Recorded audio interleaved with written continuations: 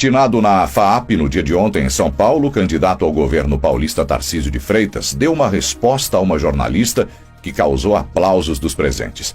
Ele foi questionado se havia algum constrangimento da parte do ex-ministro de apoiar o presidente Bolsonaro, mesmo após as afirmações consideradas polêmicas. Tranquilo, Tarcísio respondeu que o verdadeiro constrangimento é apoiar um candidato que já foi preso e condenado por corrupção.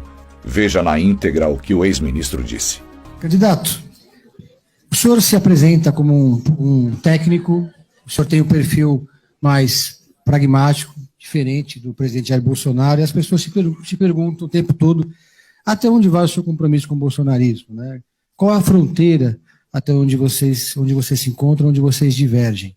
E a partir desse preâmbulo, eu pergunto para o senhor se o senhor assinou aquela carta pela democracia, se o senhor acha que aquela carta que foi alvo de um evento ali na Faculdade de Direito da USP é uma cartinha, ou se o senhor acha que é importante aquele evento que aconteceu e o simbolismo que ele teve. Veja, eu questiono o simbolismo daquele evento porque, para mim, tinha um cunho político partidário. Para mim, um cunho de oposição ao presidente que estava muito claro, né? Então, tinha É engraçado que alguns signatários da carta, que são de partidos de esquerda, defendem ditaduras em outros países.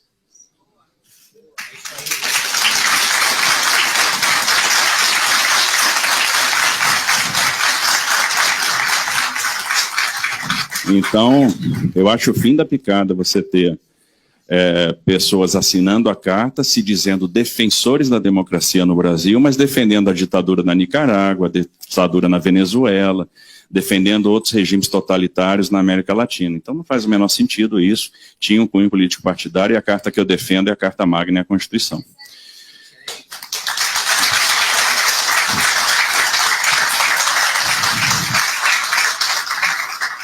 E aí, qual é o meu compromisso, né, com o presidente? É o compromisso com o presidente que enfrentou crises muito severas e que apresentou resultados. O senhor nunca, em nenhum momento, se sentiu constrangido com as declarações do presidente Jair Bolsonaro, com as frases dele em relação à urna eletrônica, como em relação às mulheres, com os pitis que ele já deu com a imprensa?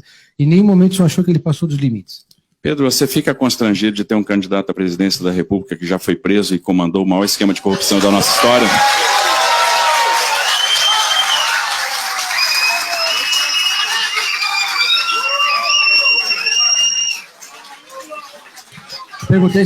Perguntei em relação ao Bolsonaro. O Sabatinado não é o candidato do PT.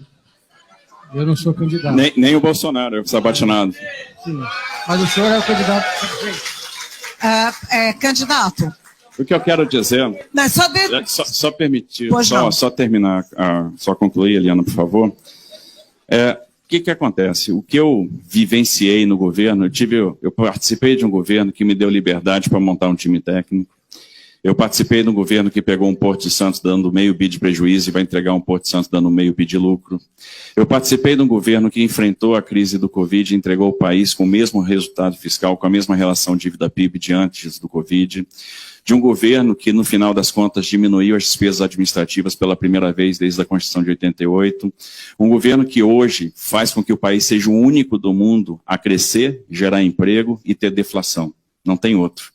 Então, a gente teve resultados muito expressivos. Um governo que fez a verdadeira reforma agrária com a regularização fundiária de mais 370 mil títulos entregues, que entregou a água no Nordeste, que concluiu obras inacabadas, que fez 167 leilões de concessão e contratou 900 bilhões de investimentos, que promoveu o Auxílio Brasil, que salvou empresas e empregos por meio do Pronamp e do benefício emergencial.